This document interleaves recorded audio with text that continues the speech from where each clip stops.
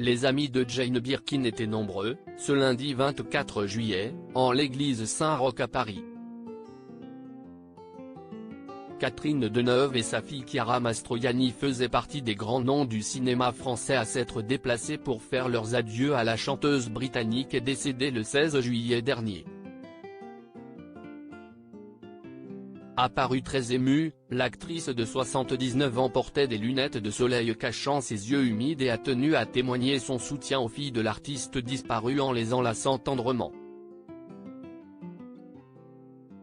Mais quelle relation l'unissait à la défunte actrice et chanteuse, Jane Birkin et Catherine Deneuve avaient beaucoup en commun. Leur beauté les a érigées à icônes et leurs talents en ont fait des légendes. Mais c'est notamment grâce à Serge Gainsbourg que les deux femmes ont sympathisé, à la fin des années 1970. Si bien que lorsque le couple se sépare, la vedette des parapluies de Cherbourg tente de rabibocher les amants. Alors que l'Anglaise et ses deux filles se sont installées à l'hôtel Hilton Suffren, Catherine Deneuve convainc son amie de donner une seconde chance au père de Charlotte Gainsbourg. Elle l'écoute et recolle les morceaux avec son Pygmalion. Pendant une semaine. Mais le mal est fait et la chanteuse choisit de mettre un point final à leur histoire pour en commencer une nouvelle avec Jacques Doyon. Supérieur à obsèques de Jane Birkin, sa famille et ses proches réunis pour un ultime adieu. Catherine Deneuve et Jane Birkin liées par Serge Gainsbourg en 1980, c'est donc bel et bien la fin du tandem Gainsbourg-Birkin, et Catherine Deneuve décide à cette période de se donner une chance dans la musique. La comédienne collabore alors étroitement avec le compositeur au cœur brisé. C'est ainsi que naît Dieu est un fumeur de Havane.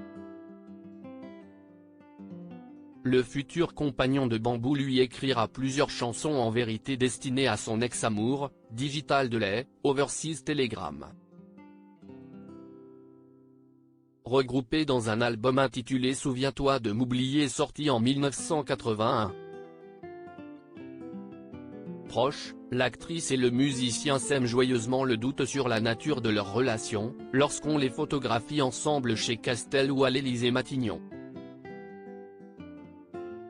On s'est beaucoup amusé, moi, sans boire autant que lui, il était drôle quand il sortait comme ça. Mais, vu de l'extérieur, une actrice qui sortait 4, 5 fois avec un homme, forcément, ça prêtait à confusion.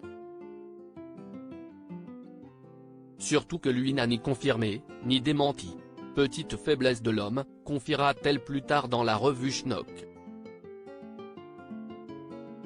Si la relation entre Gainsbourg et la star du dernier métro connaît un triste épilogue quelques années après leur disque commun en raison d'un surnom déplacé donné par le compositeur à l'actrice dans Libération, celle qui l'unit à Jane Birkin ne prend pas une ride. Leurs filles ont quasiment le même âge et elles se retrouvent régulièrement autour d'engagements communs. En 2011, l'ex-conjointe de Roger Vadim répond à l'appel de la Britannique lorsque celle-ci organise une grande soirée caritative de solidarité avec le Japon, dévasté par un séisme, au théâtre du Châtelet à Paris. 2 ans plus tard, Catherine Deneuve vient soutenir son amie à l'église Saint-Roch de Paris, lors des obsèques de sa fille aînée, la photographe Kate Barry. Toutes deux très proches de la réalisatrice Agnès Varda, elles se retrouvent de nouveau en 2019 pour lui rendre hommage à la Cinémathèque française, après sa disparition. Crédit photo, Bertrand Rindolph Petrov Dimension.